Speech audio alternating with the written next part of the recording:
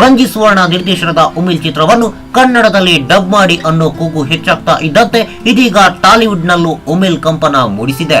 ಅದು ಯಾವ ಮಟ್ಟಕ್ಕೆ ಇದೆ ಅಂದ್ರೆ ತೆಲುಗಿನವರು ಕೂಡ ತುಳು ಚಿತ್ರವನ್ನು ವೀಕ್ಷಿಸಲು ತುದಿಗಾಲಿನಲ್ಲಿ ನಿಂತಿದ್ದಾರೆ ಅಂದ್ರೆ ನಂಬ್ತೀರಾ? ಯಸ್, ನಂಬಲೇಬೇಕು.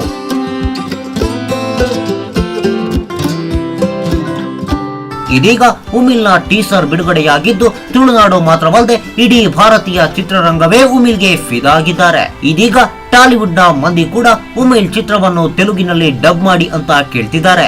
ಪ್ರಾದೇಶಿಕ ಚಿತ್ರ ಈ ಮಟ್ಟಕ್ಕೆ ಅಂದ್ರೆ ರಾಜ್ಯ ಬಿಟ್ಟು ಪರ ರಾಜ್ಯದಲ್ಲಿ ಹವಾ ಕ್ರಿಯೇಟ್ ಮಾಡಿರೋದು ಅಲ್ಲದೆ ತುಳು ಚಿತ್ರವನ್ನು ತೆಲುಗಿಗೆ ಡಬ್ಬಿಂಗ್ ಮಾಡಿ ಅಂತ ಕೇಳ್ತಿರೋದು ಇದೇ ಮೊದಲು.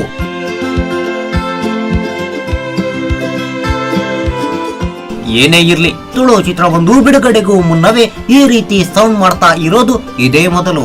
ಹಾಗೆ ಇದು ತುಳುವರಿಗೆ ಹೆಮ್ಮೆಯ ವಿಚಾರ. ಬಹು ನಿರೀಕ್ಷಿತ ಉಮಿಲ್ ಚಿತ್ರಕ್ಕೆ ನಮ್ಮದೊಂದು ಆಲ್ ದ ಬೆಸ್ಟ್.